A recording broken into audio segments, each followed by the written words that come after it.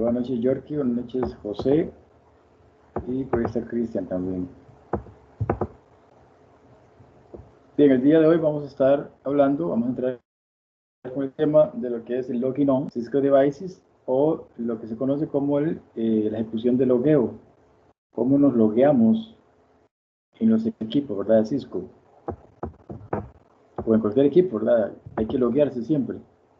El login on, o la parte de logueo, lo que es el login console, por default, los routers van a enviar mensajes de login al puerto de consola. Ya vemos que el puerto de consola es el que nos conectamos por el cable de consola, normalmente, ¿verdad? Más que todo cuando el equipo está nuevo. Dice, y solo los usuarios que están físicamente conectados a la consola del equipo pueden ver los mensajes. Por ejemplo, el ejemplo acá es, por ejemplo, estamos en un R1, router 1, config. Aquí estamos en el modo config, pero estamos dentro de la interfase. Interface, una serial 1 y la 0. Si le decimos shutdown, vamos a botar, vamos a apagar esta interfase. ¿Ok? Ahora, si estamos en el modo privilegiado, podemos ver los paquetes si ejecutamos el comando debug. Debug, por ejemplo, con el EIGRP, debug, EIGRP activa los debugs, que son anuncios, mensajes, cuando hay actividad, ¿verdad? En este caso, relacionada con EIGRP. Ahora, la parte del buffer logging, o el buffer, ¿verdad? Como tal, este tipo de logging usa la memoria RAM, ¿verdad? La running config del equipo para almacenar esos mensajes. Ahora, ese buffer que asegura no afecten el desempeño de la memoria del equipo. Y esto es posible porque, bueno, resulta que el equipo, digamos que él va almacenando cierta cantidad de mensajes, pero también llega un momento donde esos mensajes se pueden borrar. Entonces, según los mensajes vayan llegando, él va sacando lo más viejo y manteniendo lo más nuevo. Ahora, en la parte de, por ejemplo, cómo se configura, aquí estaremos en el equipo, en el modo de configuración global. El comando es login, espacio, buffer. En este caso está 16.384. Pero el comando en sí es buffer, perdón, login, espacio, buffer. ¿Por qué pusimos entre paréntesis? Porque podemos cambiar el tamaño del buffer. Aquí está seteado a 16.384. Pero yo lo puedo modificar. ¿Cómo verifico yo el buffer? Con el comando show login. Show login me muestra el tamaño del buffer. ¿Cómo lo limpio? Con el comando clear. Clear login. Y para volver a verlo, después de que lo limpio, el mismo comando show login. ¿Qué quiere decir esto? Que primero ejecuto show login. Si quiero limpiarlo, clear login. Y si quiero ver lo que quedó, show login. Los mensajes se mantienen, esto es importante, mientras el router esté encendido. Si el router se apaga, se pierden los mensajes, o si alcanza el límite del buffer, son borrados. Por esto mismo, ¿verdad? Porque resulta que entonces el equipo, él tiene una capacidad que según los que vayan llegando más viejos, va saliendo primero, ¿verdad? O sea, el que llegó primero va almacenándose en ese storage, y el que llega nuevo va a sacar a ese primero que ingresó. El terminal login es similar al login console. Solo que aquí, ¿qué es lo que sucede? Que se despliegan los mensajes de la línea BTY del equipo. Ahora, esto no está seteado por default, o sea, no está configurado ahí por default.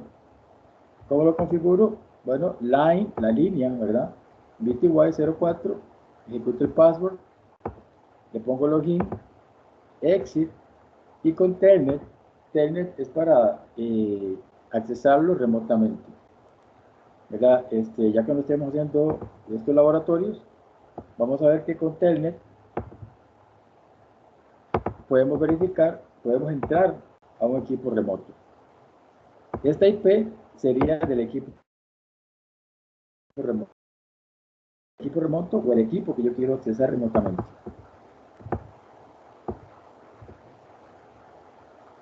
Si la interfaz está caída y la subimos, ¿cómo verificamos esos cambios? Bueno, con el comando show IP espacio int espacio brief. Ok, show espacio IP int de interface espacio brief. Brief es como decir algo breve, un breve vistazo, por así decirlo, de la interfaz IP. Cuando hablamos de las interfaces IP, estamos hablando de la fase Ethernet, Gigabit Ethernet, seriales, todo lo que tengamos configurado, todo lo que tenga IP en esas interfaces yo las voy a verificar. Si tenemos acceso a los equipos vía Telnet, el iOS no envía los mensajes por default a la consola. Si lo hacemos por Telnet o SSH, si queremos que el iOS muestre los mensajes de login, de logueo, hay que activarlos. ¿Cómo los activamos? En el modo privilegiado que ya vimos, ejecutamos Terminal Monitor. Luego vamos, por ejemplo, interfase, en este caso el ejemplo es una serial, obviamente vamos al modo de configuración global, ¿verdad? Ingresamos a la interface serial 1/0 y con el comando shutdown, si lo botamos, entonces me va a mostrar los mensajes. Pero antes tengo que ejecutarlo, este comando, ¿verdad? Terminal Monitor. Si quiero que me muestre los mensajes de login, lo activo.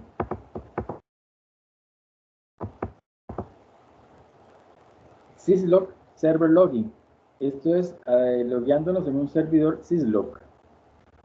El router envía los mensajes Syslog a un servidor externo. ¿Esto para qué? Bueno, con el fin de almacenarlos ahí. Entonces, este tipo de login no está, como dice acá, por default en los equipos de Cisco. Él no viene por defecto. Yo tengo que configurarlo. Entonces, ¿cómo lo configuro? En modo privilegiado. Aquí, recuerden que este símbolo significa privilegiado. Ejecuto el comando login espacio host, se refiere al servidor, espacio, la IP es la IP que tiene ese servidor. Evidentemente yo tengo que tener conectividad, ¿verdad?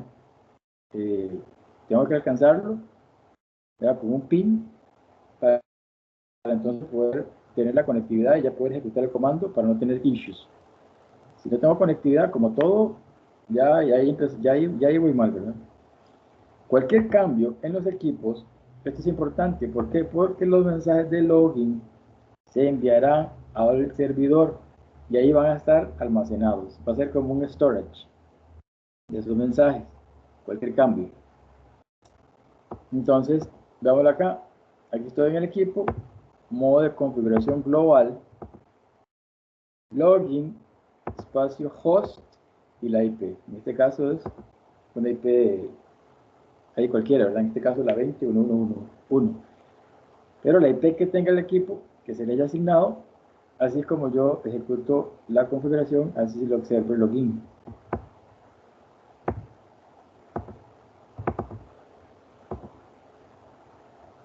Hablando de los ranks y los giants, que son términos que hay que conocer, ¿qué son los ranks y qué son los giants?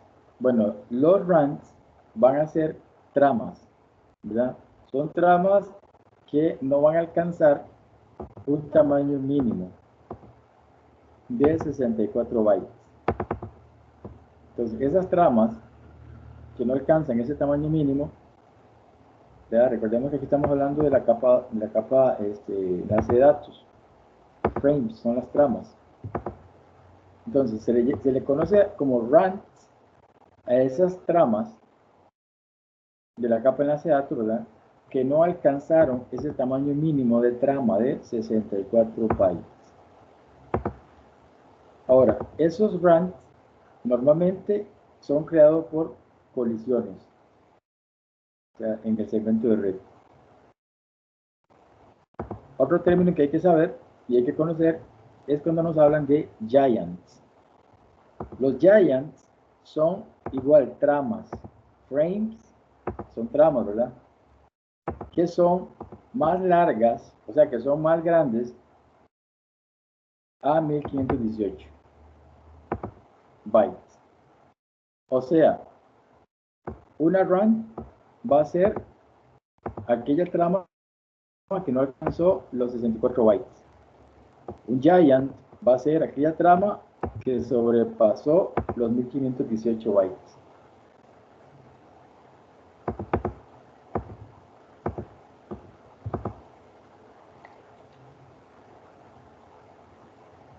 Vamos a esta pregunta, dice, what are two common types of copper cable?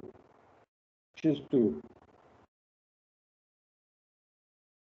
¿Alguno que se ofrezca a decirme cuál es la respuesta correcta? De lo que ya hemos visto, ya sucedió en el programa, ¿no? hasta donde llegamos ahorita, ya vimos la parte de UTP. Esta es una posible pregunta del examen de certificación. ¿Alguien que sepa?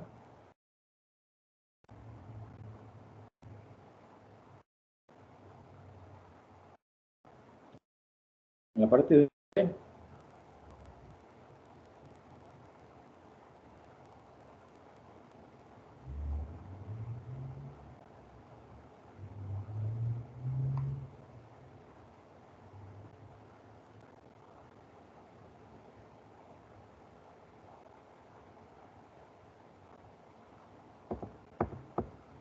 Aquí hay varias que nada que ver, ¿verdad?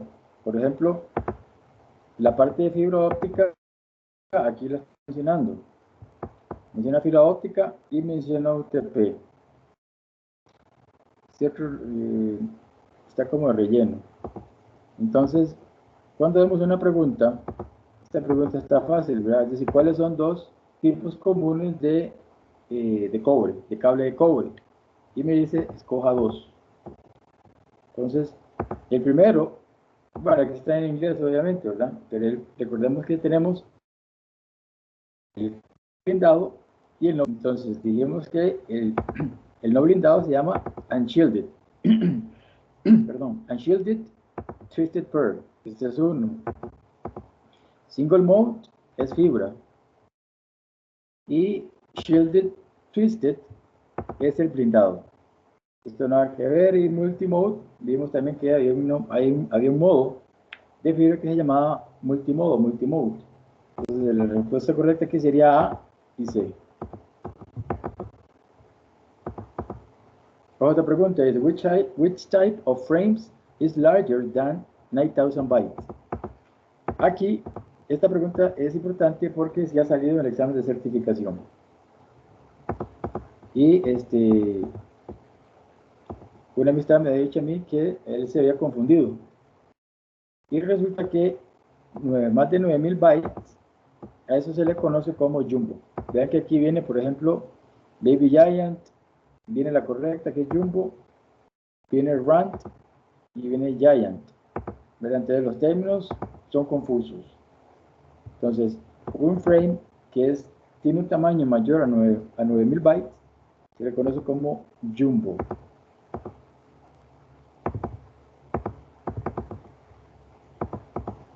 Esta pregunta es del modelo OSI. Dice, which layer of the TCP/IP model manages the transmission of binary bits across an Ethernet cable? Nos dan 4 respuestas.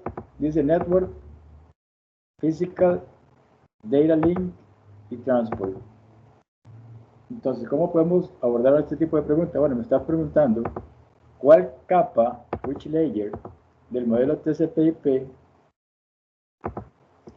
administra la transmisión de dígitos binarios a través de un cable Ethernet, o sea, un UTP. Entonces, vamos a ver la primera, network, no, ahí no están los dígitos, ¿verdad? Binarios. La parte binaria dijimos que iba en la parte física. Entonces, evidentemente sería la B, ¿verdad? Physical layer. Data link serían las tramas. Y transport, ahí lo que estaremos viendo serían los paquetes. No, transporte son los segmentos. Ahí está la segmentación. Dice, in the TCP/IP model, the network access layer is equivalent to physical and data link layer.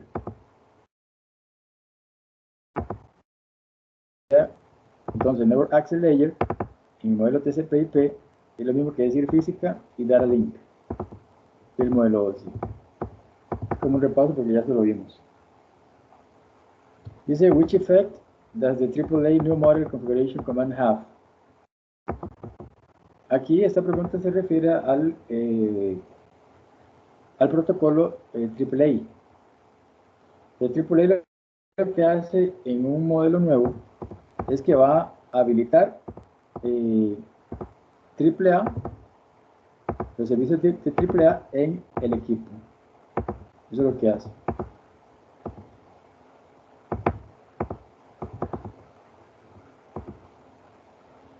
Dice, which feature of protocol determines whether the QoS dijimos que era calidad de servicio, quality of. Entonces dice, ¿qué función del protocolo determina si la calidad de servicio en la red es suficiente para soportar IP services? Lo que hace eso se conoce como LSA, el Service Level Agreement. Entonces, eso lo va a determinar el IP-SLA.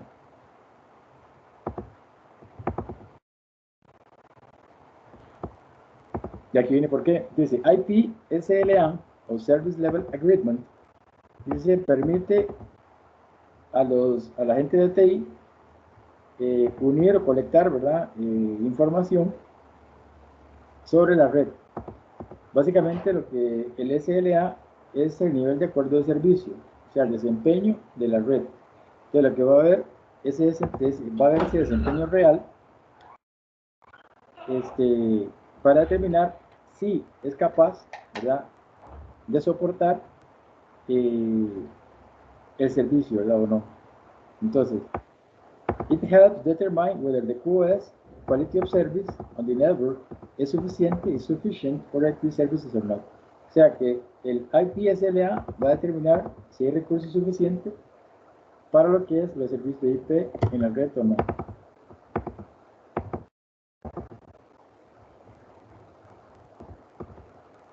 Buenas noches, Miriam. Entonces, ¿quién ayuda a eso? El IP-SLA o el IP Service Level Agreement. Toda empresa tiene que tener un Service Level Agreement, ya, con el ISP. Y aquí dice, Cisco IOS tiene lo que es el Event Manager, que es el Event Manager, que es un acrónimo, ¿verdad? Significa eso. This is a powerful and flexible subsystem that provides real-time network event detection and onboard automation. Básicamente esto lo que hace entonces es verificar, ¿verdad?, proveer un sistema de verificación flexible. Es como un subsistema, como dice ahí, para determinar si hay algún en el tiempo real, o sea, si con un link, con un equipo, ¿verdad? Esto lo va a ayudar, es una herramienta para advertir, ¿verdad?, al equipo de TI. y dice que da la habilidad de adaptar el comportamiento del equipo alineado básicamente a lo que requiere, en este caso, la empresa, ¿verdad? El negocio. Entonces, son herramientas que tiene Cisco en los equipos para verificar cuando hay algún tipo de problema, alguna avería, alguna anomalía, y poder checarlo en tiempo real. CDP es un acrónimo, significa Cisco Discovery Protocol. Esta es una pregunta de un examen. Dice, in a CDP environment, what happens when the CDP interface on an adjacent device is configured without an IP address? Entonces, nos da estos posibles. Básicamente, lo que va a suceder acá es que, digamos, con CDP, ¿para qué utilizo yo CDP? Bueno, CDP se utiliza para ver los equipos, básicamente que si tengo router 1, router 2 y router 3, yo puedo verificar al router 2 los equipos que tiene, o sea, tiene router 1 por un lado y router 3 por el otro. Entonces CDP me va a decir la información que tienen esos equipos, la interfase por la que se conecta a mi equipo, la IP que tiene ese equipo. Entonces básicamente CDP lo que va a hacer es, va a operar con normalidad, ¿verdad? Pero aquí lo que dice, what happens when the device interface on an adjacent device is configured without, o sea, no va a tener IP. Me está preguntando, ¿qué pasa si yo corro CDP, ¿verdad? Si estoy corriendo CDP en un equipo vecino, pero ese equipo no tiene la IP. Entonces la primera dice, CDP opera normalmente, pero no puede proveer información por ese neighbor. No, ¿verdad? O sea, sí va a operar normalmente, pero sí va a proveer cierta información. La otra dice, opera normalmente, pero no puede proveer IPs. Sí, no puede proveerla porque no la tiene, obviamente. La otra dice, CDP utiliza la IP address de otra interfaz. Este tipo de preguntas, con solo verlas, uno dice, esto es de relleno. O sea, cuando uno lee esto en el examen, cuando se está leyendo así, y ya uno sabe de que esto no tiene nada que ver con la teoría, entonces uno dice, esto se descarta, esta C inmediatamente está descartado. La otra dice, CDP operates becomes inoperable on that neighbor. Esto es falso también, porque dijimos que opera normalmente, pero ¿qué es lo que pasa? No puede, y que no provide IP address information for that neighbor. ¿Por qué? Porque evidentemente no la tiene. O sea, sí puede, opera normalmente, pero no envía la IP, porque no la tiene el equipo. Entonces la respuesta correcta sería la B. Vean que son muy parecidas, y el examen es así. Parece que dice lo mismo. Pero aquí esta dice, but it cannot provide any. O sea, no provee ninguna información.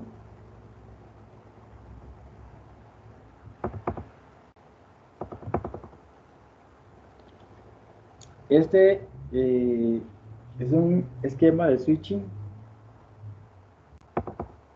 y queremos tocar, nos gusta hacer una pequeña introducción en la parte de switching desde este punto. Porque, digamos, muchas veces se confunde entre lo que son los puertos troncales y los puertos de acceso. Entonces, nos gusta aclarar este tema desde ahora para que cuando ya se entre a switching ya tengamos una introducción y sepamos qué es un mode access y qué es un mode trunk. Entonces, aquí en el ejemplo tenemos switch 1. Switch 1 está conectado a PCA por medio de un link, evidentemente. Ahora, switch 1 está conectado con un switch 2 por un link, o sea, un cable también, un enlace. Switch 2 tiene a PCB en la fase TN00. Ok, ¿qué es lo que pasa aquí? Que todos los equipos finales que estén conectados a un switch, ese puerto tiene que ir en modo acceso. Por eso aquí la configuración dice Switch Port Mode Access, en este caso el FA00, pero es exactamente con ese W1, este equipo tiene que estar en modo acceso. Entonces, se ingresa a la interfase, en este caso Interface FACTN00, se pone como Switch Port Mode Access, es el comando, o sea que este puerto y este puerto van a estar en modo acceso. ¿Cuál es el próximo comando? Es el mismo switch port, pero aquí ya va a ser de acceso. El primer comando, bueno, la primera síntesis es switch port, ¿verdad? Así es como inicia. Luego, la segunda síntesis del mismo comando es el modo, o sea, cómo va a operar este puerto. ¿Por qué? Porque el switch tiene un montón de puertos. Este enlace está aún conectado a uno de los puertos del switch, pero este equipo está conectado a uno de los puertos del switch. Entonces yo tengo que definir si va a trabajar en modo acceso o en modo troncal y por qué trabaja en uno y otro no. Entonces el primer comando es switch port, ya que ingresa a la interfase, el modo que va a operar en este caso de acceso PCB y PCA. Ambos puertos de esos switches tienen que estar donde están esos equipos en modo acceso. Luego vuelvo a ejecutar otra vez el comando switch port, espacio, y ahí determino el acceso. Se llama access, ¿verdad? Access o acceso. ¿A qué le va a dar acceso? Estos equipos van a pertenecer a una VLAN específica. Entonces yo tengo que determinar a qué VLAN va a pertenecer ese puerto específico. Entonces yo digo switch port, espacio, access, de acceso, y la VLAN a la que pertenece, espacio, VLAN, en este ejemplo, 5. Ahora, esto en la parte de los puertos de acceso. Todo equipo final, laptop, desktop, podría ser también un servidor, tiene que estar en modo acceso. ¿Por qué? Porque el otro modo se llama trunk o troncal. ¿Qué es lo que pasa cuando el switch está en modo troncal? Bueno, los switches, cuando están conectados, en este caso por un link, pero podría ser varios links, ¿verdad?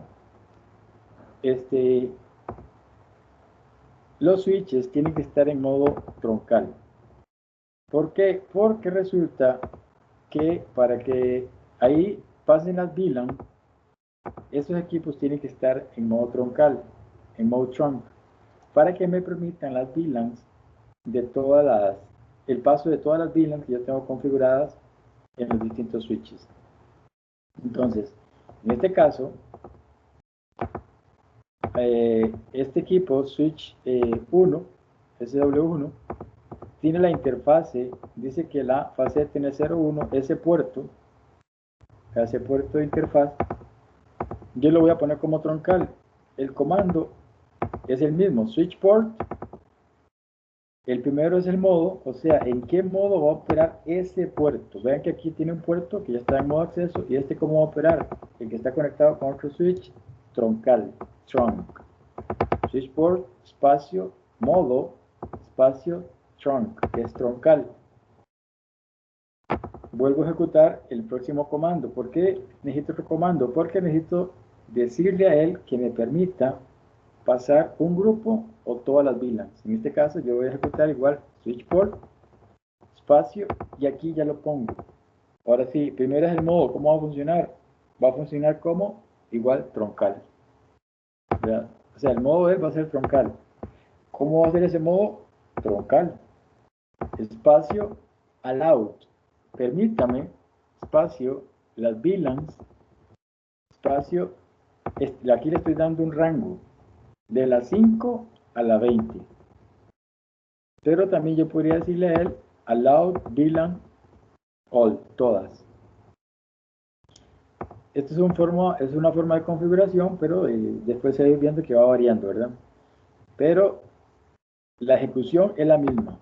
Véanlo aquí en switch SW2, lo mismo.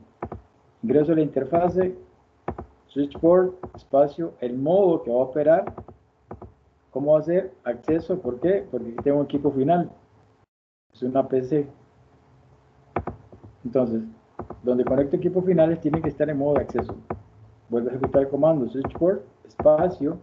¿Cómo va a estar? ¿En qué modo va a estar él? De acceso, ya lo dijimos por qué. Espacio, ¿a cuál VLAN pertenece esta PC? Él va a estar en la VLAN 5.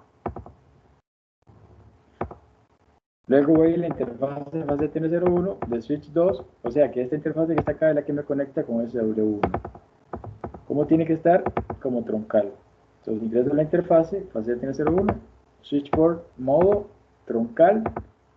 Nuevamente ejecuto el comando switchboard, espacio, ¿cómo va a estar? Como troncal, espacio, permítame, allowed, significa permitir, ¿verdad? Allowed, permitir, espacio, la VLAN, espacio 5 y 20. O sea que por ese puerto troncal van a pasar la VLAN de la 5 a la 20. En el otro también.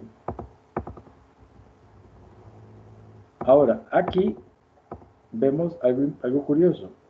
Que, por ejemplo, SW1, la PC A, dice VLAN 5. Y ojo aquí a switch W2. Dice que la PCB, igual el puerto F0 es la 0, dice que está en la VLAN 5. O sea, ellas dos, PCA y PCB, pertenecen a la misma VLAN. Sin embargo, no están físicamente en el mismo lugar. Porque para eso también se utilizan las VLAN, ¿verdad? Ellos pueden estar en ocasiones diferentes. Física, ¿verdad? Lógicamente están unidas en una misma VLAN, pero físicamente separadas. No tienen que estar en el mismo recinto, por así decirlo. ¿Ok? Esa fue la parte introductoria de login o las funciones de logueo, cómo yo me logueo en los equipos. Ahora, este es otro punto sumamente importante, ya adentrándonos al funcionamiento, ¿verdad? La introducción a los switches y los routers. Los routers de Cisco, bueno, ¿para qué se utiliza el router? El router básicamente se va a utilizar para conectar segmentos de redes, segmentos LAN. Entonces, cada interfase se le va a llamar Broadcast Domain en el router. O sea que si el router tiene 4 interfaces, va a tener ¿cuántos broadcasts? 4 Broadcast Domain. La parte del diseño jerárquico de Cisco consiste en 3 niveles. Una se llama Access Layer, la otra se llama Distribution Layer y la tercera se le conoce como Core Layer. Normalmente vamos a ver aquí router, ¿verdad? Si no es un router como tal, va a ser un switch de capa 3 que tiene funcionalidades de router. Tenemos los ISR, que son muy conocidos. Los ISR son Integrated Services Routers. Son routers de servicios integrados. ¿Cuáles son esas series? La 800, la 1800, la 2800, la 3800. ¿Verdad? Ahora, tenemos también, por ejemplo, las plataformas de servicios agregados. En este caso tenemos, por ejemplo, la familia Catalyst. Por ejemplo, aquí tenemos la 7600 Series, la Catalyst 6500 y la 7600. Se le conoce como plataforma de servicios agregados o Services Aggregation Platforms. Ahora, hablando ya propiamente del diseño. Entonces vemos que Cisco utiliza un diseño de 3 niveles o 3 capas. La primera se llama entonces Access Layer. La Access Layer es utilizada básicamente en entornos pequeños, ¿verdad? Entornos de LAN pequeños. Normalmente estos equipos van a manejar una cantidad de tráfico pequeña. ¿verdad? Y van a tener un número de puertos también pequeños. ¿Cuáles son esas series de router o de equipos? Los 800, los 1000, serie 1600 hasta la 2500. Estas son puras series. O sea, cada serie es un equipo específico. Cada equipo específico va a tener funcionalidades específicas. ¿Qué quiere decir eso? Que un 1800 no va a tener la misma capacidad que un 2500.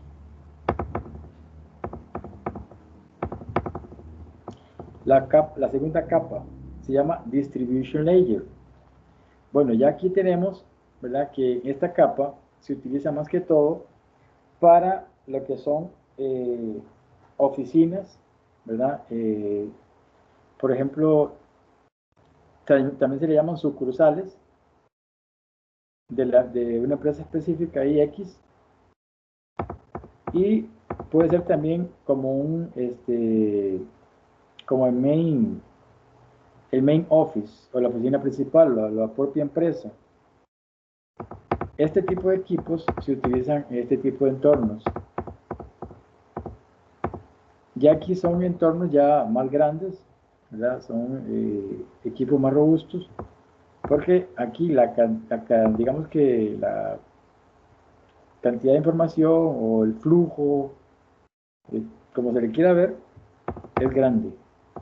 Porque cuando hablamos de un branch office, ya estamos hablando de, no digamos el headquarters, sino que es una ramificación, ¿verdad? Puede ser un edificio grande, pero ¿qué es el branch office?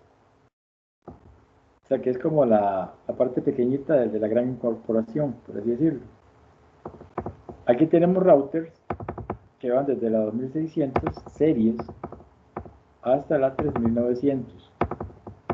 Igual, con diferentes características, features, para X o Y funcionalidad.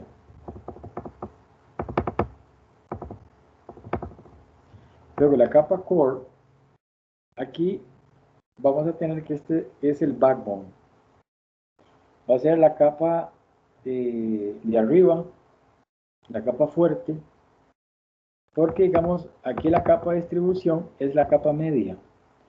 En el diseño, la capa media, vamos a tener por lo general equipos, por ejemplo, como switches de capa 3, ¿verdad? Entonces, esos equipos esta es la capa de distribución, es la que le va a dar la conexión o la comunicación a la capa de acceso, porque es un orden jerárquico. La capa de acceso va a estar conectada con los dispositivos finales.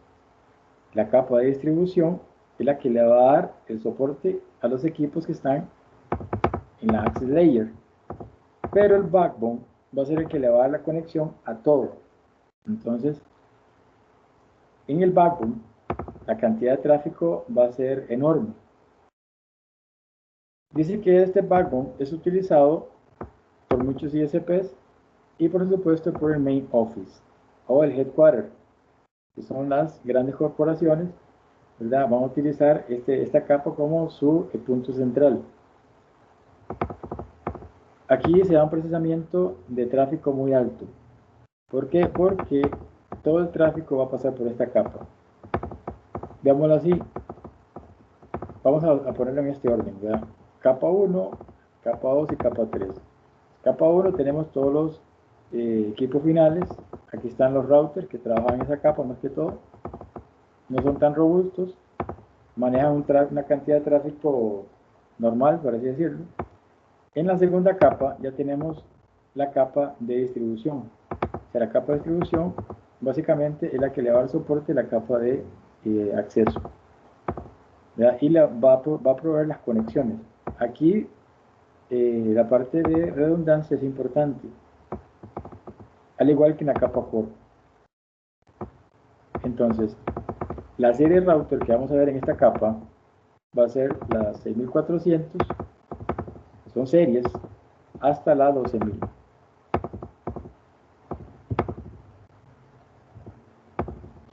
La clasificación de los routers. Bueno, los routers están clasificados de esta manera. Están los routers por defecto. o default. O sea que vienen de fábrica, como los agarramos, así viene de fábrica. O sea, yo no le puedo modificar nada. A esto se le llaman fixed router. Todos los puertos vienen ahí integrados. O sea, yo no puedo modificarle nada. Y esto es importante. Estos equipos no tienen slots. O sea, yo no puedo ponerle tarjetas digamos, para agregar ciertas funcionalidades. En estos equipos yo no lo puedo hacer. Y aquí, de hecho, aquí le dice, no se pueden actualizar, ¿verdad? Y las series van de la 800 a la 2500.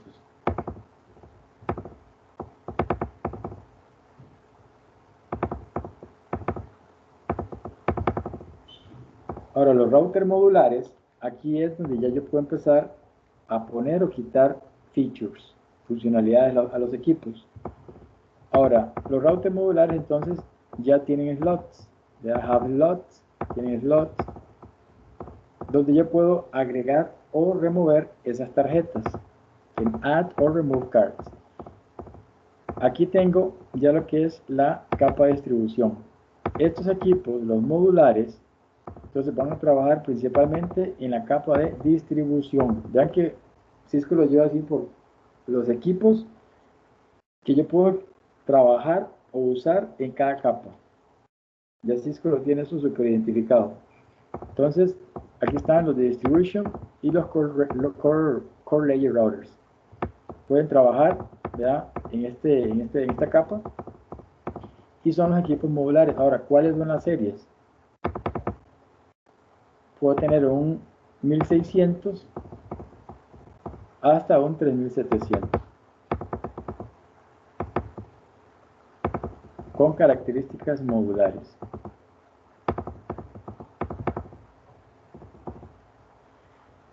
Los puertos externos de los routers. Bueno, aquí tenemos los puertos externos. Tenemos los puertos LAN, los puertos WAN y los puertos administrativos. Ya esto lo tocamos un poco. Los puertos LAN, entonces, ¿qué tipo vamos a utilizar? Un RJ45. ¿Qué tipo de conexiones podemos tener aquí? Bueno, puede ser un puerto de Ethernet, un 10 Mbps, que son megabits por segundo. Normalmente los fases Ethernet, ¿verdad? Que ya sabemos que son 100 Mbps, un gigabit Ethernet, que son 1000 Mbps. En los puertos WAN tenemos puertos seriales de 60 pines o de 26 pines. ¿Verdad? A los de 26 se le llaman Smart Serial, porque se le conoce como ¿cómo se llama? Puertos inteligentes. Una pregunta, ¿los puertos seriales aún se siguen utilizando o ya son reemplazados por puertos de fibra óptica? Disculpa, creo que fue José. No te entendí la pregunta, José. ¿Cómo fue? Sí, ya, por favor, ya en los puertos WAN, perdón, anteriormente venían con puertos seriales. Entonces, ¿esos puertos seriales aún se siguen utilizando o ya solamente se utilizan puertos de fibra óptica? No, los puertos seriales todos se utilizan. Sí, yo puedo tener enlaces seriales digamos, en mi propia empresa. De conectar, digamos, router 1 a router 2 por una serial X ahí. Porque la serial, recuerde que si yo tengo un enlace WAN, voy a utilizar un puerto serial. No puedo utilizar por ejemplo, un RJ45. Porque para utilizar RJ45 es para entornos LAN. ¿Verdad? Entonces, en los entornos LAN yo voy a tener únicamente conexiones Ethernet, Fast Ethernet y las Gigabit Ethernet. Pero si yo quiero conectar, digamos, bueno, obviamente una empresa no va a tener dos routers. Puede tener 50 hasta 100 routers. Y para conectarlos en un enlace serial, yo voy a necesitar o puertos seriales de 60 pines o de 26 pines. Pero siempre lo voy a requerir. Ahora, si es enlace de fibra, ya yo necesitaría un conector ya de fibra.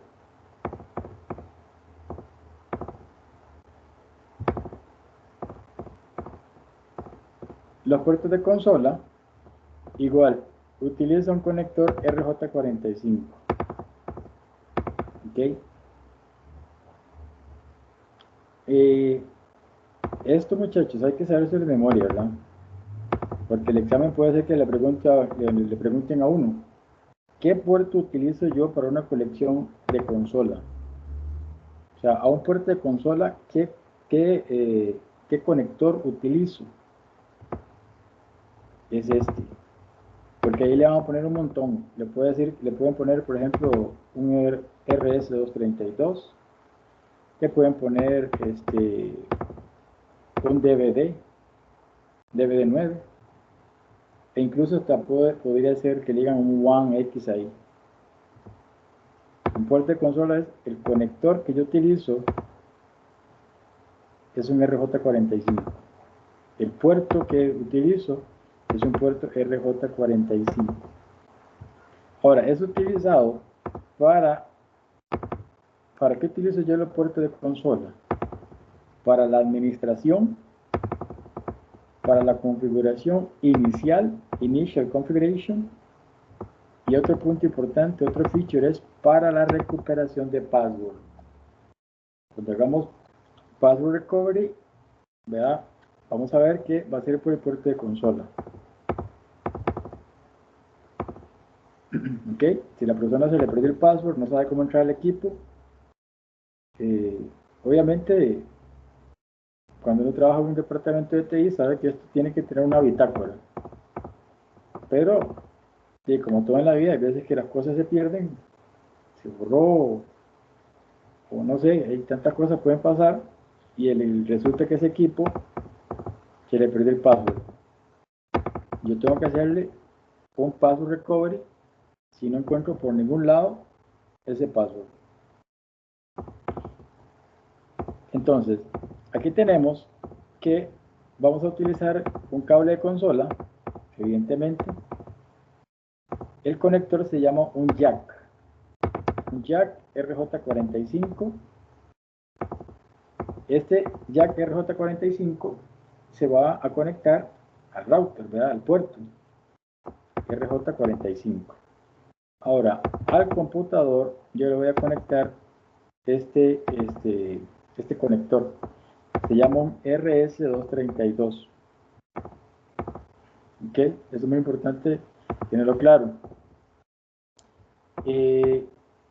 Para la conexión de consola,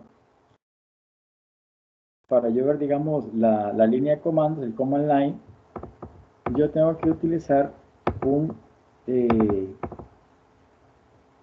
emulador. Normalmente utilizamos PuRI. Entonces yo necesito un hyperterminal.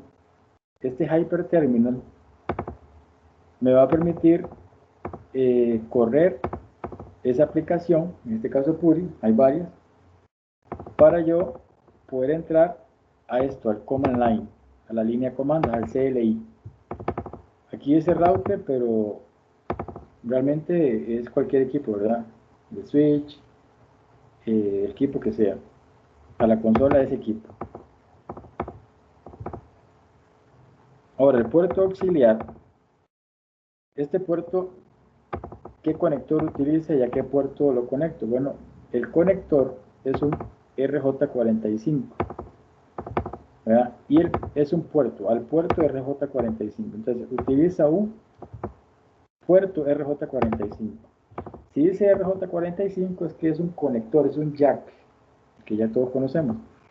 Ahora, ¿para qué se utiliza el puerto auxiliar? Esto hay que saberse, ¿verdad? Que el puerto auxiliar se utiliza para administración remota primordialmente. Se utiliza para la administración remota, el puerto auxiliar. Entonces, usa un cable de consola y ese cable de consola va conectado a un módem. ¿Por qué un módem? Porque el módem es el que va a llamar, en este caso, al equipo, ¿verdad? Para yo hacer la conexión. Igual aquí se utiliza el cable, en este caso es un rollover, así se llama ese cable, En ambos extremos voy a utilizar un RJ45. Aquí se puso en minúscula, pero ir en mayúscula. En los casos utilizo un RJ45, vea, un conector jack. Y también necesito esto, un DVD25, un adaptador. Ese adaptador DVD25 va conectado al módem para yo llamar al equipo, ¿verdad? Por el acceso remoto, y de ahí iniciar la conexión a la consola remotamente al equipo. Entonces este es un resumen, ¿verdad?, de que los puertos, los conectores que utilizo, en este caso los routers, pero realmente al switch o al ASA, las conexiones, por ejemplo, a la parte de LAN sería la misma, ¿verdad?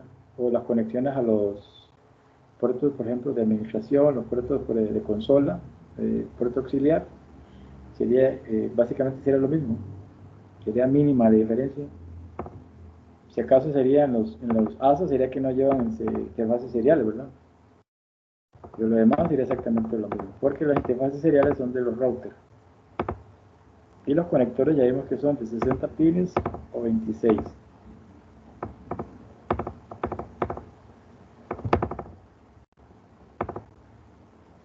Los componentes internos.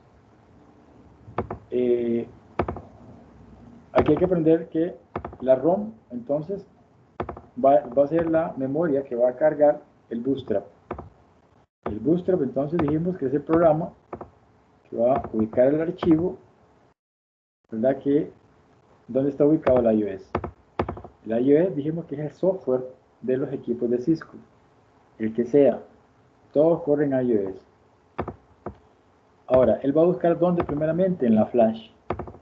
Si no está nada en la flash, va a ir a un servidor TFTP, y si no, si no encuentra nada, él entra a un modo que se llama run mode. O sea que yo le tengo que decir a él cómo cargar al iOS. Entonces, la flash, ¿qué es lo que va a hacer la flash? Va a almacenar el iOS. ¿Qué hace la NVRAM? Almacena las configuraciones permanentes. Ahora, la NVRAM dijimos que es la Startup Config, que es lo mismo. Si a mí en el examen de certificación me dicen qué es lo que hace la Startup Config, yo ya sé que me están diciendo que hace la NVRAM.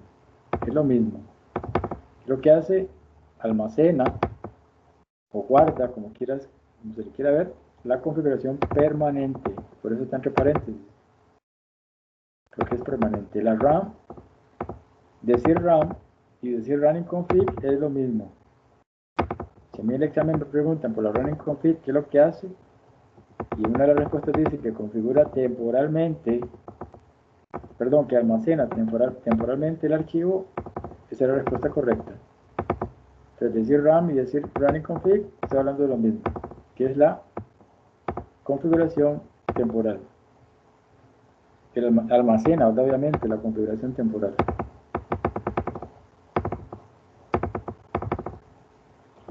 Ahora, el proceso de booteo. Esto hay que saber sobre la memoria, ¿verdad? ¿Cómo funciona? Entonces, el proceso de booteo tiene 5 pasos en los equipos. Entonces, el primero, ¿cómo se llama? Se llama Power on Self-Test. O prueba o testeo al equipo, ¿verdad? Probar que el equipo esté funcional, esté prendido, que el hardware esté bien. Va a checar el hardware, las tarjetas, ¿verdad? Como si están funcionando, si están operando. Eso lo hace el primer paso, ¿verdad? Que se llama así Power on Self-Test. Ahora, si todo está bien acá, en el primer paso, vamos al segundo paso. ¿Qué es lo que hace el equipo entonces? Lo que hace es que va a cargar un programa. Ese programa se llama Bootstrap. Ese se llama el programa. Bootstrap, ese programa lo que va a hacer es buscar el iOS. Entonces, ¿quién busca el iOS? El Bootstrap. Y va a buscar el iOS primeramente en la flash. ¿Por qué? Porque normalmente la flash es la que la almacena. En condiciones normales debería estar ahí. A no ser que por algún motivo se ha determinado, ¿verdad? Que se diga, bueno, va a estar el IDS, va a ubicarse en tal servidor. Se va a almacenar ahí por algún motivo.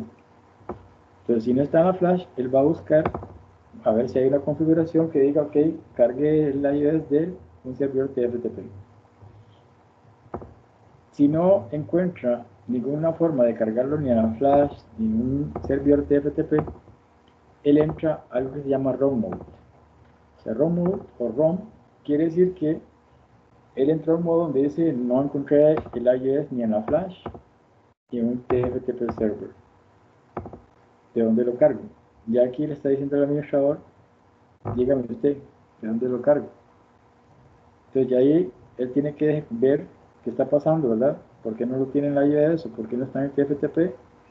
¿O qué es lo que está pasando, ¿verdad? ¿De dónde lo agarro? Entonces, si todo está bien, entonces va a estar el IIS almacenado, ¿verdad? En la flash. Ahora, si lo cargó porque estaba en la flash, entonces está almacenado ahí, lo cargó, lo ubicó, lo ejecutó. El cuarto paso es que va a ir a la MVRAM, porque la MVRAM va a cargar el archivo de configuración, ¿verdad? Porque aquí está la configuración permanente. Entonces, él va a ir a la MVRAM a buscar las configuraciones, no el IIS, porque el IIS ya lo consiguió. Si todo está bien, entonces él va a ir donde está el IIS almacenado, la flash o TFTP, y el cuarto paso es que va a ir a buscar entonces el sistema de boteo, va a ir a buscar el archivo de configuración permanente. Una vez que lo ubicó, lo pasó, lo empieza a ejecutar, a correr en la RAM. Entonces, lo que empieza a correr es lo que la MVRAM pasó a la RAM. O sea, el mismo sistema de boteo pasó a correr el archivo de configuración permanente, o sea, lo que está en el equipo, es lo que se está corriendo en la RAM. Por eso, lo que yo configuro aquí, yo tengo que guardarlo aquí, para que cuando yo termine de configurar, todo lo que yo hice quede guardado aquí. ¿Para qué? Para que el equipo, cuando vuelva a reiniciarse, ¿verdad? Por algún motivo, me arranque desde aquí.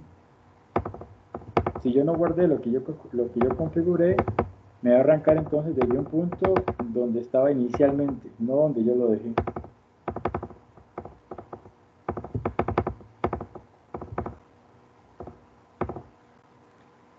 Entonces, aquí el desempeño, ¿verdad? O la ejecución y la carga del programa de Bootstrap. Entonces, primero dijimos que es el Power on Self-Test, es el POST. Este es el acrónimo, esto hay que saberse, ¿verdad? Que si me dicen POST, me están diciendo esto. Power on Self-Test, que es la prueba de boteo, ya lo vimos. Entonces, si todo está bien, va a cargar, ¿verdad? Lo que ya vimos, va a cargar el IIS, ¿verdad? El Bootstrap. Y va a ubicar el archivo después de ahí de configuración, ¿verdad? Entonces él va a ubicar el IIS, dónde está, cómo lo carga. Entonces él va a determinar dos puntos, de dónde carga el IIS el equipo. Entonces son dos puntos básicos, de la memoria flash, normalmente desde ahí, debería cargarlo de ahí, es más, pero yo sí he sabido de que hay circunstancias de que tienen que el equipo cargue el IIS por primera vez desde un servidor TFTP. Ahora, ¿por qué es importante determinar esto? Porque resulta que el equipo carga normalmente el IIS entonces de la flash. Pero, aquí viene algo interesante. Hay algo que se llama el Register Setting, ¿verdad? Lo que es a esto se le llama el Configuration Register. ¿Qué es lo que pasa con el Configuration Register? que es que yo tengo que setear,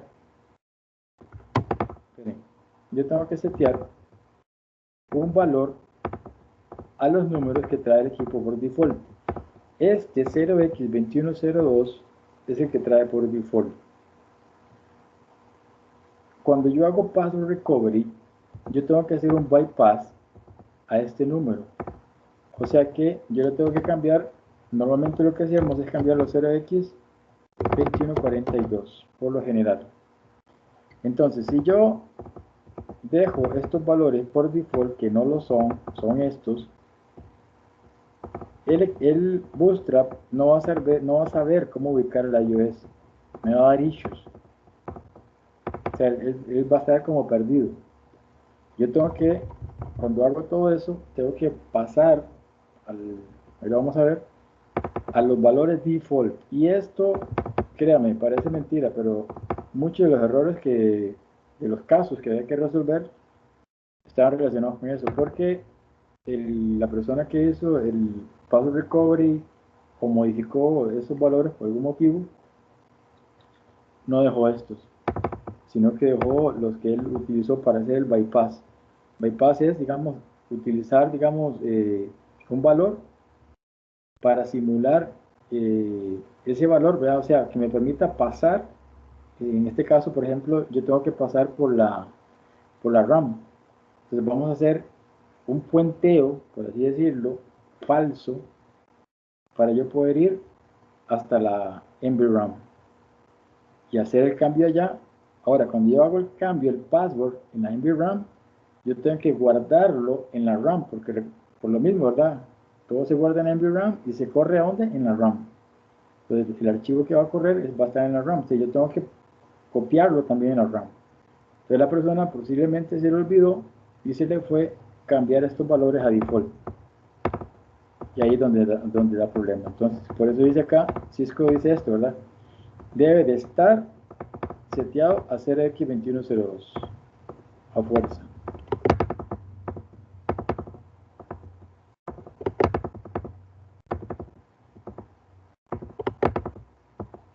Ok.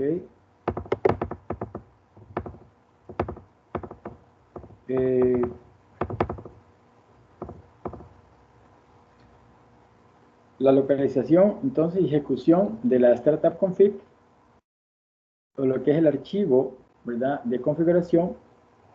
Si él no lo carga y no lo ejecuta, entonces va a entrar lo que yo estaba diciendo, ¿verdad? Ahorita, a esto. Esto también hay que saberlo de memoria. ¿Qué pasa si él no cargó el archivo de configuración? Si no ubicó el iOS, ni en la Flash, ni en la FTP, en un FTP server, él entra entonces a lo que se llama como el equipo, ¿verdad? Setup Mode. O sea, entonces, es un proceso que hay que aprendérselo de memoria. Aquí básicamente volvemos a explicar a grandes rasgos, ¿ya? Que después de que la haya descargado, el programa de Bootstrap busca entonces por el Startup Config, ¿ya?, en la NVRAM, porque eso es lo que hace. Si no lo encuentra, si no lo ubica, va a entrar a este modo, Setup Mode. ¿Para qué? Para empezar justamente eso, ¿verdad?, para empezar la configuración o el proceso de configuración. Entonces, el administrador ya va a tener que definir qué es lo que está pasando.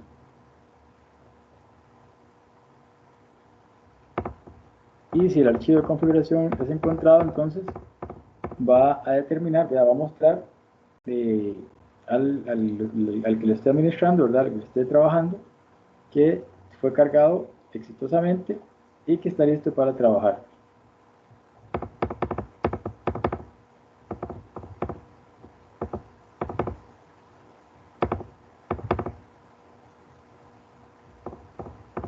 Los modos en los equipos de Cisco, ¿verdad?, en los routers, el Setup Mode entra a este modo si la NVRAM está en blanco. O sea, no tiene archivo de configuración, no tiene nada. O sea, lo que le va a decir al administrador es, no hay nada. Tiene que configurarme. Ahora, el User Mode, aquí en este modo, solo puedo ver comandos básicos de verificación. Generalmente son de monitoreo.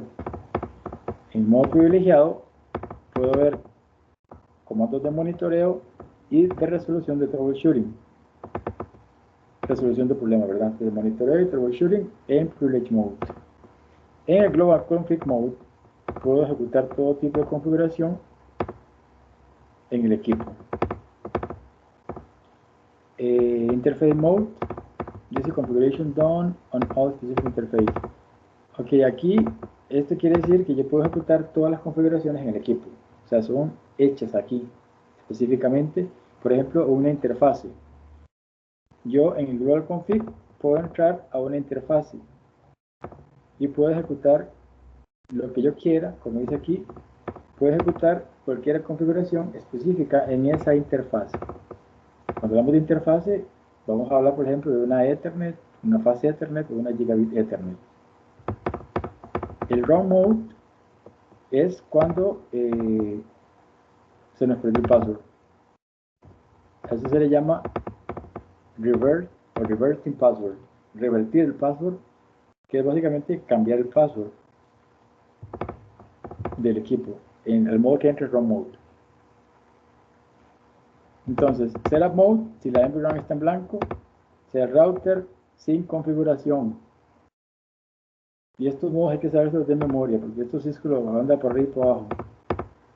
¿En qué escenario está el Setup Mode? Bueno, si los routers son nuevos, new routers. O si he borrado esto, la Startup Config. Entro al Setup Mode. Entonces, hay dos posibilidades. Si el equipo está nuevo, new routers, o si he borrado la Startup Config. O sea, la configuración permanente. Ahora, si todo está bien, ¿cómo brinco, cómo me salto este modo? Es justamente con esto, con la opción no. Por eso le decimos cuando iniciamos, creo que el otro día lo vimos, por eso llego siempre se le pone no. ¿Para qué? Para que él me lleve directamente a la CLI. Porque si no, entonces me entra ese diálogo de que me empieza a preguntar todo. En el User Mode, entonces puedo ver la flash, la configuración de la interfase, la versión. Show version es, digamos, qué versión está corriendo el equipo, el hardware. Puedo ejecutar, por ejemplo, también las utilidades de ping para ver la conectividad. Puedo ejecutar el thread route. En el Privilege Mode puedo ejecutar cualquier comando de monitoreo. Los show commands, todos en el Privilege Mode, o sea, todo el troubleshooting. Puedo copiar, puedo borrar, todo, ¿verdad? Y en el Global Configuration Mode, ¿qué puedo hacer? Ejecuto todas las configuraciones del equipo.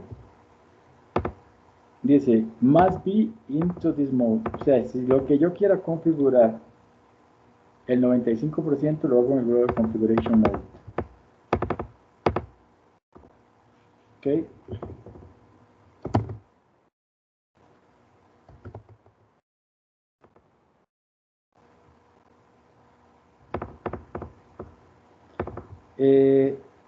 Vamos a tocar un poquito ya vimos la parte administrativa bastante, ¿verdad? Cómo funcionan los puertos, cuál es la funcionalidad de cada uno, cómo se configuran. Ya vamos a tener que hacer también igual, bueno, ya hicimos unas prácticas, pero siempre es bueno estar repasando, porque en los laboratorios se va a hacer prácticas de todo, desde el principio, lo más básico, hasta lo más avanzado después. Entonces para ya igual ir configurando después parejo, hay que tocar los protocolos. Entonces, vamos a hablar de la distancia administrativa. ¿Qué es la distancia administrativa en los protocolos? ¿Ok? Entonces, la mejor ruta, ¿verdad? Está basada, o es decidida basada en el tipo de enrutamiento Entonces el equipo va a determinar la mejor ruta basado en el tipo de enrutamiento, ¿verdad? Un router puede tener dos vías hacia una mejor ruta, pero él va a escoger una. Y va a escoger eso basado en el enrutamiento, ya sea estático o por protocolos dinámicos, por ejemplo RIP, EIGRP o OSPF. La distancia administrativa o Administrative Distance dice que va a ser la confianza o la forma segura de cómo el equipo va a recibir esa información. Ahora, ¿en qué se basa esa confianza? Bueno, la distancia administrativa tiene un número y ese número va de 0 más bajo a 255 el más alto. Entre más alto es más confiable. Ahora, lo que sucede acá es que el equipo, ¿verdad? En los protocolos vamos a ver diferentes números. O sea, cada protocolo RIP va a tener un número, una distancia administrativa, EIGRP tiene otra y OSPF tiene otra.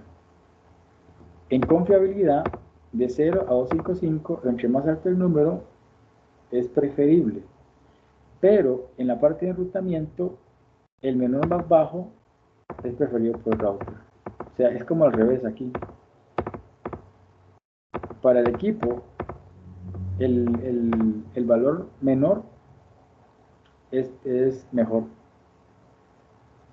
Por ejemplo, vamos a ver que si estamos corriendo OSPF y si estamos corriendo RIP o si estamos corriendo EIGRP, el router va a preferir las rutas de OSPF en norma general porque es menor.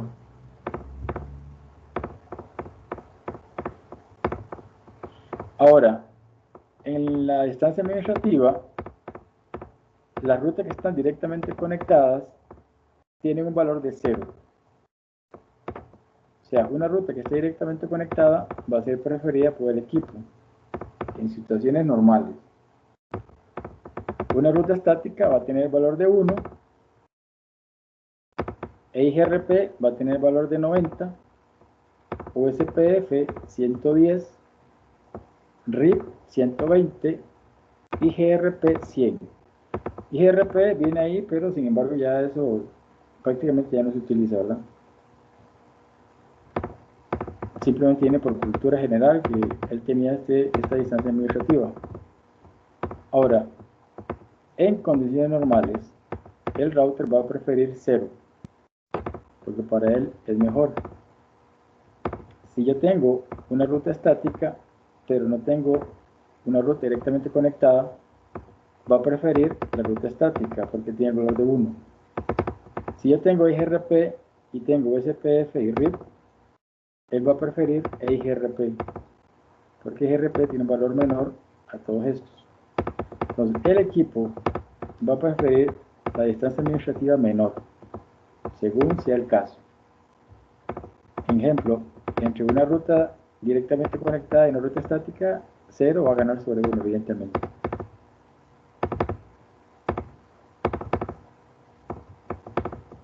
Las rutas estáticas son manuales y son ejecutadas por una persona, en este caso que administra la red, ¿verdad? Ahora, RIP va a utilizar como métrica el número de saltos. En inglés se le llama hop count. Entonces, la menor es la mejor, ¿verdad? O sea, a menor número de saltos, mejor es la ruta.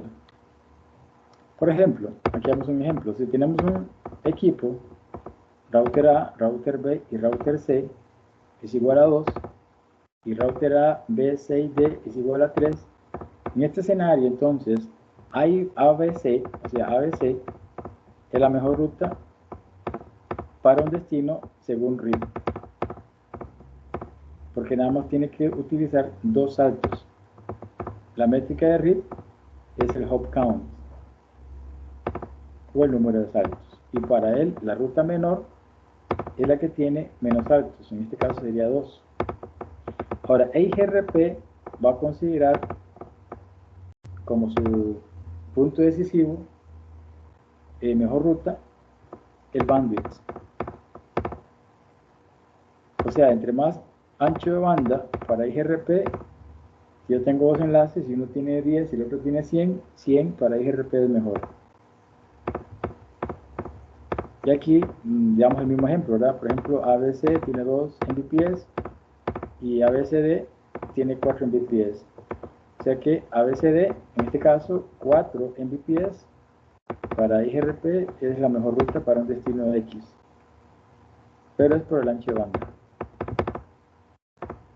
Ahora, la parte del sistema autónomo, o AS, que es un acrónimo, ¿verdad? Autonomous System, básicamente es una colección, ¿verdad? O un grupo de redes que están bajo de un mismo dominio o administración, ¿verdad? Entonces, eso es el AS, o Autonomous System.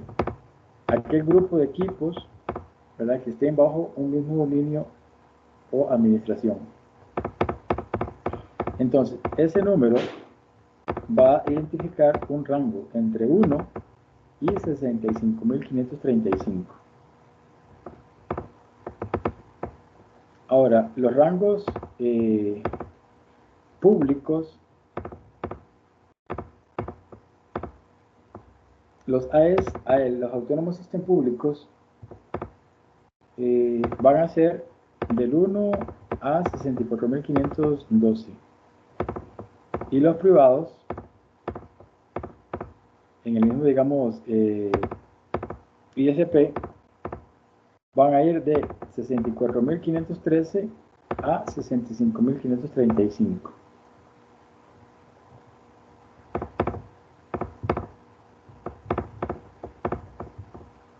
La clasificación del protocolo de enrutamiento. Ahora, cuando hablamos de IGP, eso es un término que hay que memorizarlo también, y es Interior Gateway Protocol, protocolo interno. ¿Verdad? Protocolo de gateway interno, o simplemente protocolo interno, nada más. Utilizado para comunicarse dentro del mismo sistema, Autonomous System.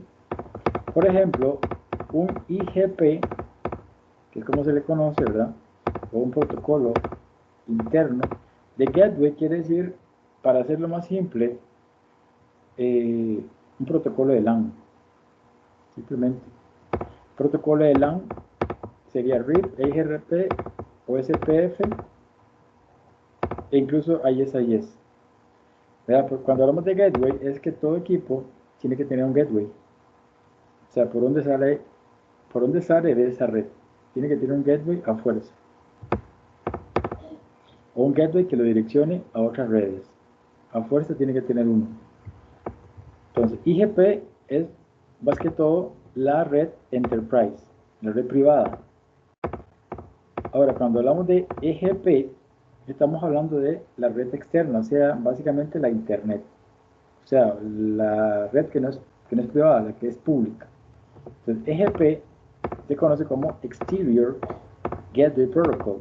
Eso significa, o protocolo de gateway externo, o sea, el ISP. Es utilizado para comunicaciones dentro de 2 o más Autonomous Systems. Y aquí el más común es BGP, o se conoce como Border Gateway Protocol, o BGP. El BGP es el protocolo que se utilizan todos los ISP.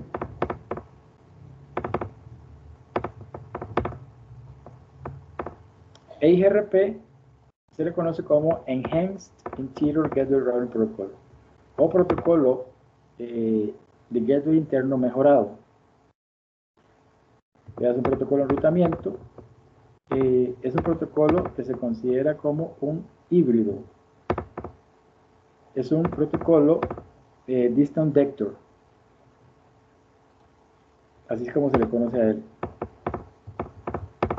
Pero se pone entre comillas como protocolo híbrido porque tiene, digamos que él no es, por así decirlo, como puro. O sea, no es ni link state, que son los estados de enlace, ni tampoco es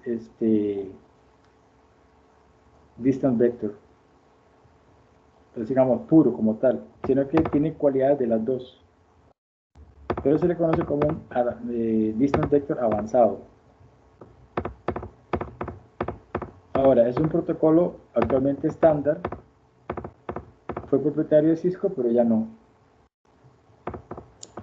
Es un protocolo sin clase, ¿verdad? Utiliza enrutamiento sin clase, classless.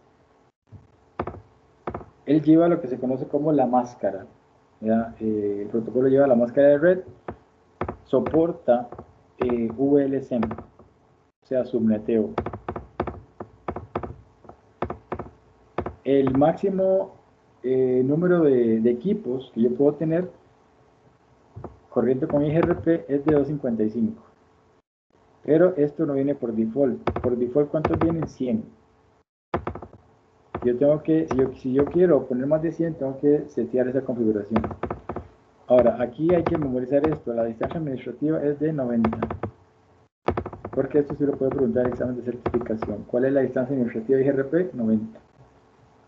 ¿Qué tipo de protocolo es? Bueno, puede ser distant vector, avanzado o híbrido. Ahí sería lo que Cisco determina, ¿verdad? Porque normalmente ellos utilizan los dos términos. Por eso nosotros pusimos aquí protocolo híbrido, porque puede ser que la respuesta diga hybrid protocol y ya ha pasado. Y la persona se confundió y no sabía que era también el mismo término para distant vector avanzado. Ahora, es fácil de configurar, sí. Dice que a diferencia de OSPF, ¿verdad? Eso no es importante. Otro punto importante es que él utiliza una dirección multicast. Vimos que la dirección es multicast 224 es una de ellas, ¿verdad? Con esa empieza en 224. Para EIGRP utiliza la 224.0.0.10. Esa es la multicast que utiliza EIGRP. Y utiliza mensajes únicas para la iniciación de convergencia.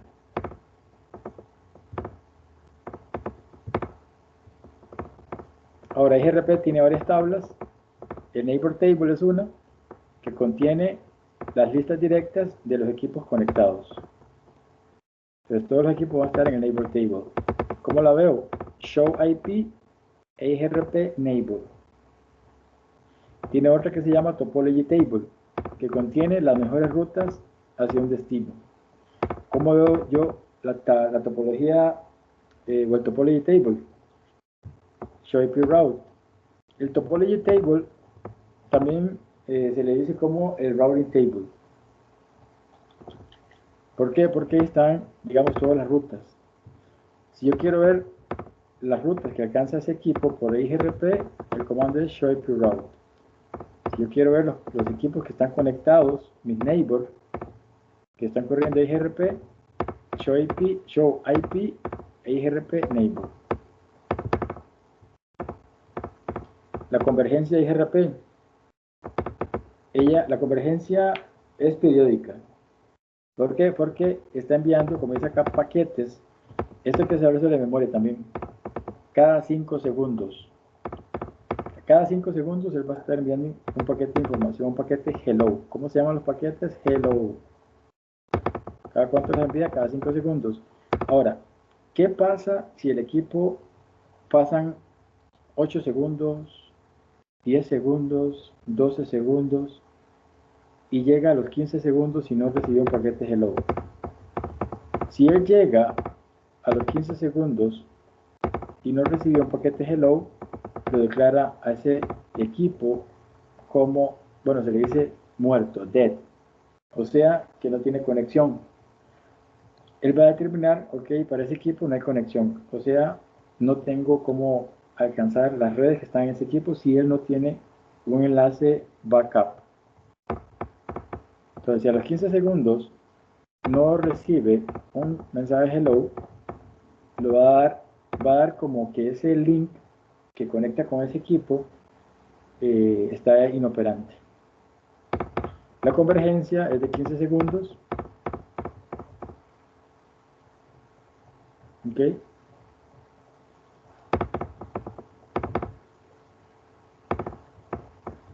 Ahora, aquí hay algo que también dice que él calcula la mejor ruta.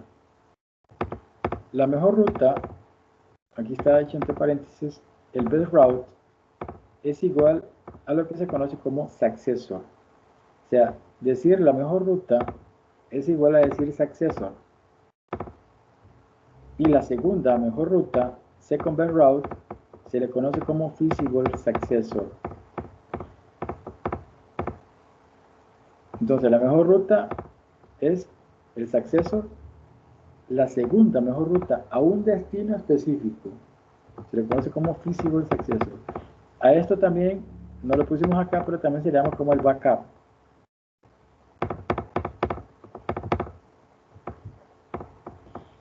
IGRP Metric Parameters. Los parámetros de IGRP, bueno, esto es, digamos que cultura general porque el examen no va a preguntar esto.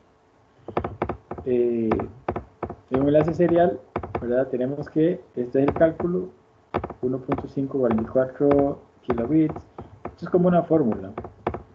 Se da porque Cisco exige que se dé, para que la persona sepa. Pero básicamente aquí trabajamos, bueno, son varias. Déjenme ver. Tenemos el delay, load, reliability. Ok, entonces enlace serial con un bandwidth de 1.544 Mbps. Tendría un delay de 20.000, una carga de 1255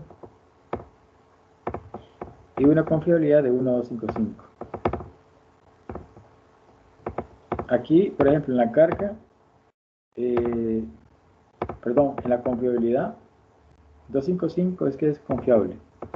Entre más bajo, pasaba como aquello que yo les decía, que entre más bajo no es confiable. MTU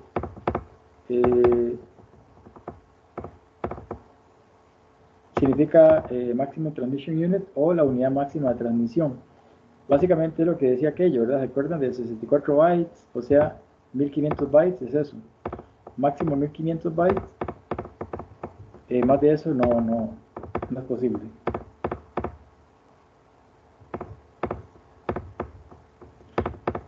En un enlace de Ethernet, un bandwidth de 10 megabits por segundo, el delay sería de 200. En un fase de Ethernet de 100 Mbps, el retraso, delay es retraso, ¿verdad? Es de 100, son números que da Cisco ahí, que ya están por default, ¿verdad? Obviamente esos en la vida real son así. Un gigabit, que es 1000 Mbps, el retraso es de 10. De 10, 100 y 200. Pero esto no lo va a preguntar en el examen de certificación. Igual esto, las métricas de cálculo, aquí nada más saber de que él utiliza estos valores, el bandwidth por default, ¿verdad? Por default le trae eso, pero él no los utiliza, sino vamos a ver que él utiliza unos específicos. Por ejemplo, la métrica de IGRP está vinculado, lo que está vinculado al bandwidth, uno, otro se llama delay, otro se llama load o la carga, reliability, que es la confiabilidad, y el MTU o Maximum Transmission Unit. Entonces tiene 5. Pero por default, él va a usar únicamente estos, el bandwidth y el delay. A estos se le conoce como K1 y K3, son unos valores. Y el K1 y el K3 es lo que utiliza en el cálculo. Entonces, digamos, la fórmula general, a eso se le llama los K-values. Entonces, los K-values es K1, por ejemplo, es igual a 1. K2 es igual a 0, no lo utiliza. K3 es igual a 1, si lo utiliza. K4 es igual a 0, no lo utiliza. K5 es igual a 0, no lo utiliza. Él utiliza nada más lo que tiene valor 1. K1 y K3.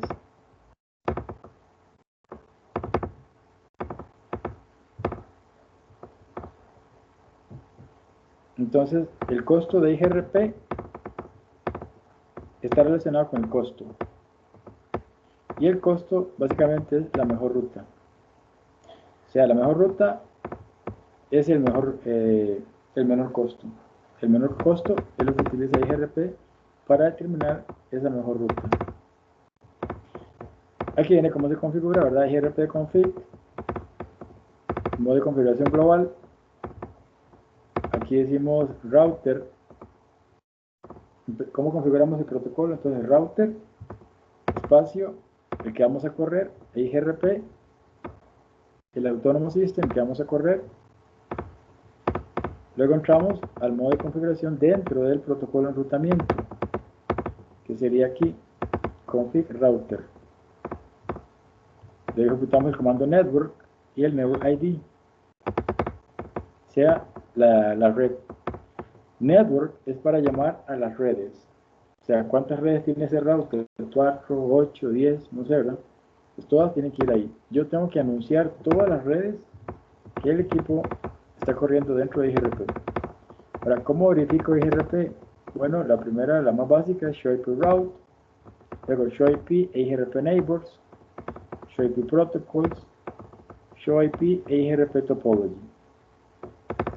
Entonces, con ShowIP Route veo las rutas que yo puedo alcanzar. Con IGRP Neighbors veo los vecinos. ShowIP Protocols veo si estoy corriendo IGRP o estoy corriendo otros protocolos. IGRP Topology veo la tabla o la topología, más bien en este caso, que tiene IGRP. OSPF es Open Shortest Path First. Así es un acrónimo, ¿verdad? O sea, la ruta más corta primero. OSPF ya aquí se le conoce como un Link State Protocol, protocolo de estado enlace. Este es estándar, es el más utilizado realmente. No tiene límite de equipos. No es como IGRP, que yo nada más tengo 255. Aquí yo puedo correr cualquier cantidad, lo que yo quiera, básicamente. La métrica es esta. Igual esto nos va a preguntar Cisco. La métrica del coste es 10 a la 8 dividido con el bandwidth. Esto sí lo va a preguntar Cisco. La distancia administrativa, si sale, se lo va a preguntar, porque esto le da mucho énfasis, 110. Esto es importante también saberlo, que es un protocolo sin clase, ex-classless. Soporta la máscara de red, y también soporta subneteo. VLSM es subneteo, ¿verdad? Que es la máscara de longitud variable. Soporta equal cost, load balancing, o balanceo de carga, que es lo mismo.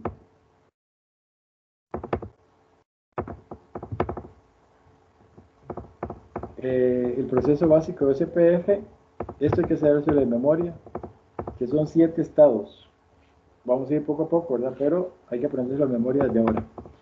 El primero se llama down, el segundo se llama init, el tercero se llama two-way, el cuarto X start, el quinto X change, el sexto loading y el 7 full.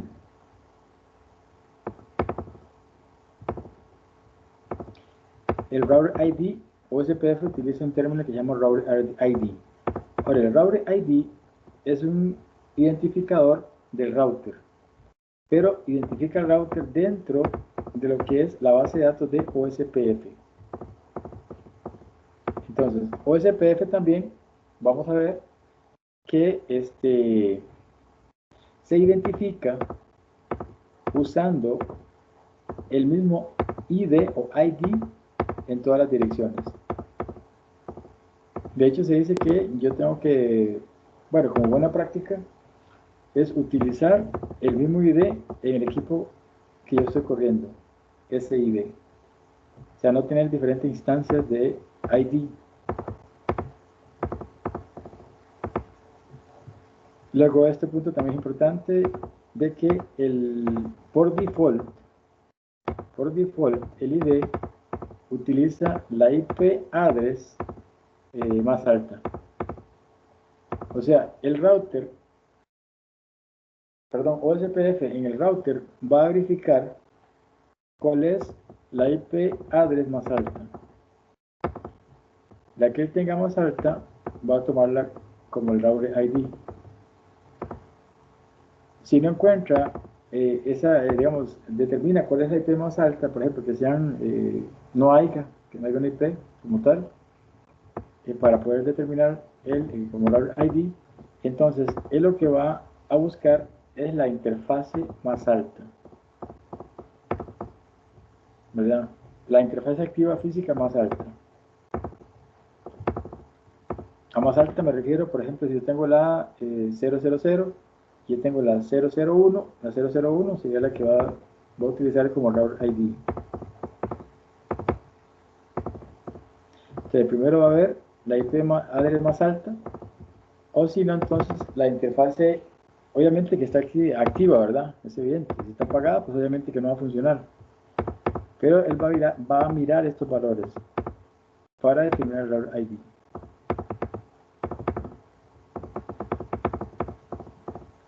La clasificación de los paquetes de OSPF son estos.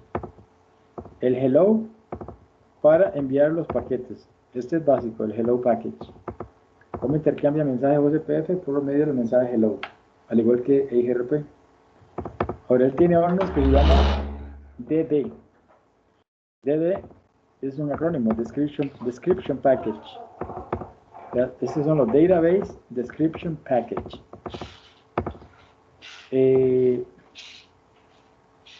Luego tenemos los LSR, que son los Link State Request. Luego tenemos los LSU, Link State Update. Y por último tenemos los Link State Acknowledgement, LSAs. LSA ACK Package. Entonces vemos que tenemos 5. Y estos hay que sabérselos. ¿Cuáles son los paquetes que utiliza OSPF?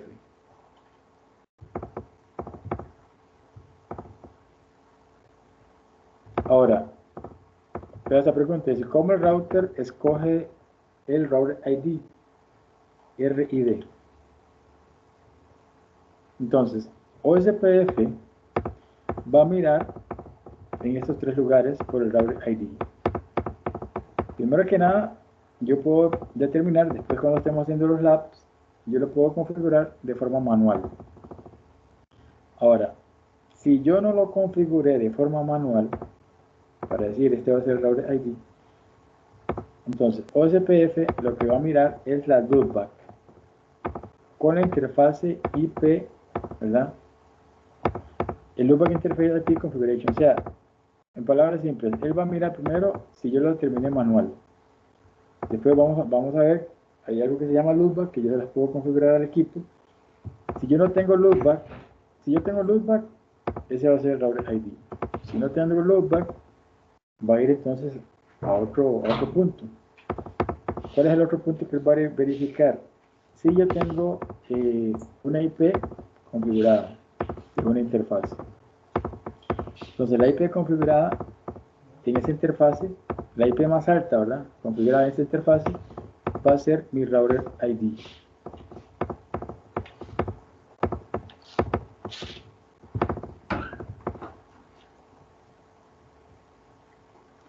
Ahora, aquí da una explicación más o menos cómo sería, pero digamos aquí explicando de cómo funciona el router ID, es que el router ID en esencia es una dirección de 32 bits. Ok, vamos a ver que vamos a poder ejecutar una dirección IP, o sea, como tal, una dirección IP, como router ID. Entonces, ¿qué es lo importante de esto? Es que hay que saber que es una dirección de 32 bits. En esencia, una IP versión 4 de 32 bits de longitud. Y esto es incluso para IP versión 6. O sea, es lo mismo. Entonces, por ejemplo, aquí hay un ejemplo, aquí lo da muy largo, pero router 1 tiene la 1112, router 2 tiene la 1113, router 3 la 1114 y así sucesivamente. Cada router tiene un router ID específico que determina a ese router específico.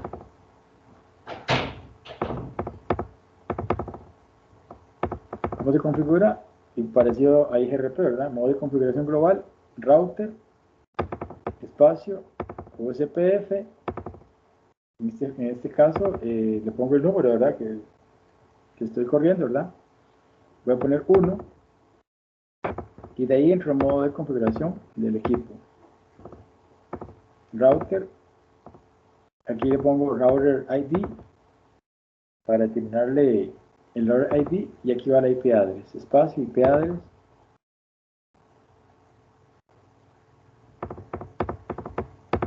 Entonces, como buena práctica, Cisco dice que yo tengo que ejecutarlo manualmente.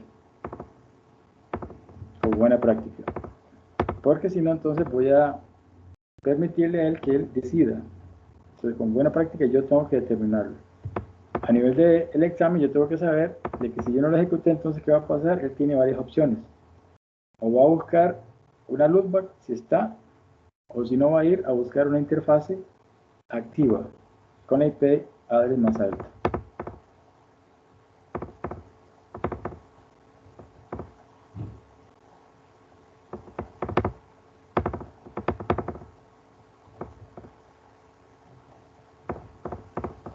Aquí básicamente lo que hace es explicar, ¿verdad? Eso mismo.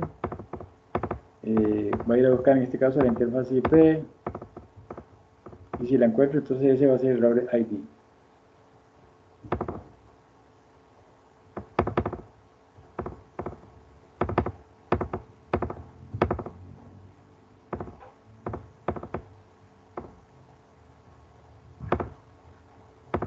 Este punto es importante, el OSPF tables, las tablas.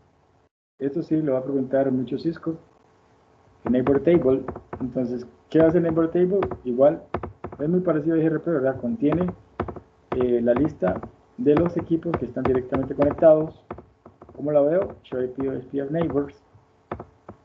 El routing table igual tiene las mejores rutas acá. ¿Cómo la veo? Show IP route. Básicamente son lo mismo, ¿verdad? Que IGRP, solo que aquí es IP OSPF en lugar de decir IGRP.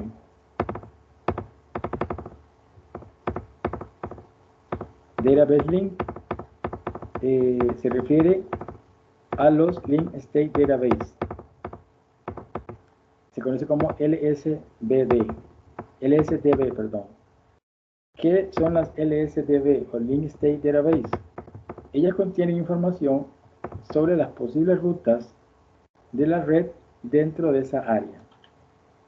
O sea, a qué redes tengo conectividad.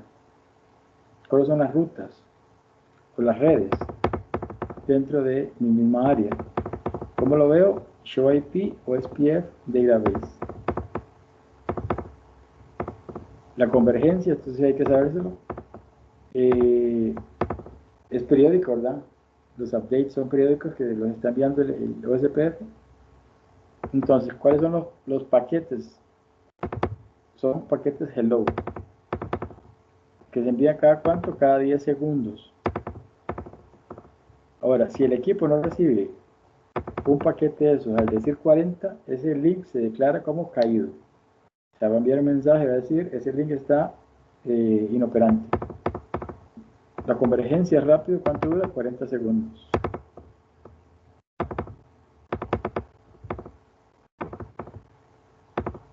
Problemas del mantenimiento de una red OSPF.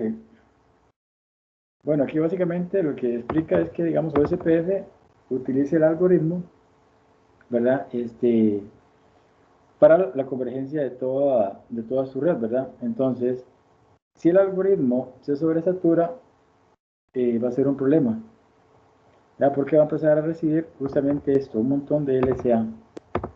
O sea, muchos advertisements, muchos, digamos, anuncios de redes que están, digamos, alrededor. Entonces, ¿qué es lo que va a ocasionar esto? Esto va a ser un problema justamente para el desempeño del router, porque la base de datos del routing table, como dice acá, se va a hacer inmensamente grande. Entonces, eso va a ocasionar, básicamente lo que ocasiona es que el equipo se ralentice. va a trabajar a máxima capacidad, ¿verdad? Y puede incluso hasta colapsar. Entonces, ¿qué es lo que se hace con eso? La solución para esos problemas de OSPF, porque digamos, de OSPF yo puedo tener redes inmensas, se le llama áreas. Entonces, OSPF utiliza el término de áreas, donde va a tener, digamos, en una área, por decir algo, 5 routers, en otra área 3 routers, en otra área 8, y no va a tener, digamos, en una sola área, por ejemplo, 50 routers, que eso sería fatal. El concepto de áreas es que justamente, digamos, una área va a ser un grupo de routers. Todos los routers van a estar dentro de ese mismo dominio o administración. Ahora, lo bueno de acá es que, digamos, lo que pasa en esa área, por así decirlo, se queda en esa área. No va a otras áreas. Porque, por ejemplo, lo que dice acá, dice que el impacto de esa área en esos equipos va a ser solamente de esa área específica, o sea, no la va a transmitir a otras áreas para saturar los otros equipos con información, ¿verdad?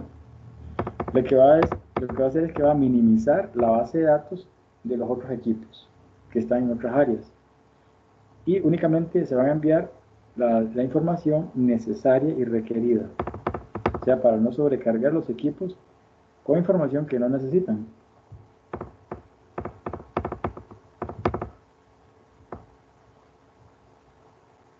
Eso es importante, el diseño de área OSPF es que, y esto sí lo puede preguntar Cisco, digamos, hay un área que se llama el área 0. Es el área, digámoslo, que es el área, por así decirlo, en común. A esa área 0 se le conoce como el área backbone. Entonces, en OSPF tiene que haber a fuerza un área que se llama área 0. A esa área 0 se van a conectar todas las otras áreas, ¿verdad? Entonces, el área 0 pasa a ser como el área de tránsito, por así decirlo también. Otro punto importante es que debe haber al menos algo que se conoce como el border router o router de borde. La vamos a ir viendo después cómo funciona esto. Pero hay un router de borde y este router de borde básicamente lo que va a hacer es esto, conectar áreas o dos áreas diferentes.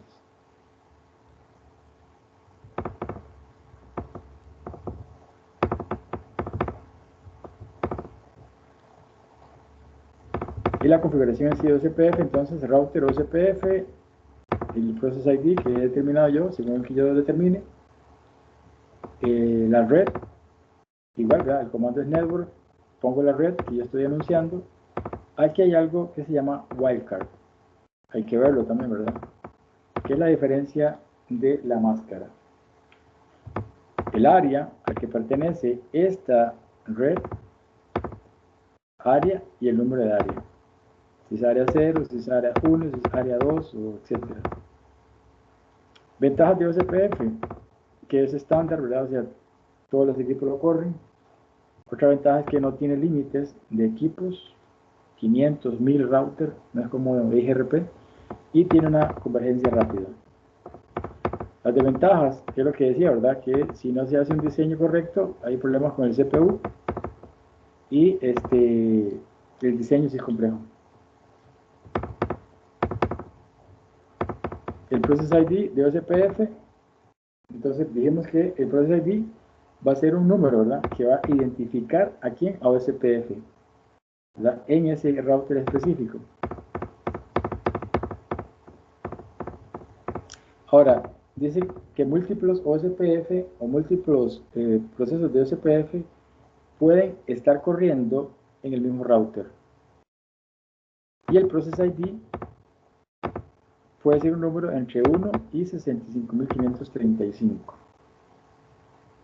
O sea que yo puedo tener, por ejemplo, Process ID 1, Process ID 2, en el mismo equipo, y eso no me causaría problemas. O sea, sí lo puedo hacer.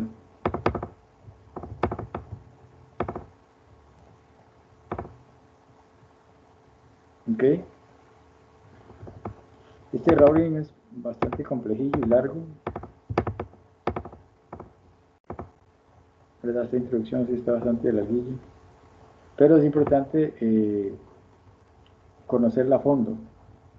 Más que todo en la parte teórica, ¿verdad? En la parte de laboratorio es más fácil, pero la teoría sí es un poquillo más tediosa y hay que dominar esos puntos esenciales porque sí sabemos que Cisco va a empezar a ahondar en esos puntos que son importantísimos. Bien, muchachos, entonces aquí dejamos esta clase, pura teoría, pero hay que verla, ¿verdad? Para ya cuando empezamos a hacer laboratorios, ya estar orientados de qué estamos hablando, de qué estamos haciendo. Nos veríamos mañana, si Dios quiere, a las 7:30 mediante. Feliz noche, que descansen.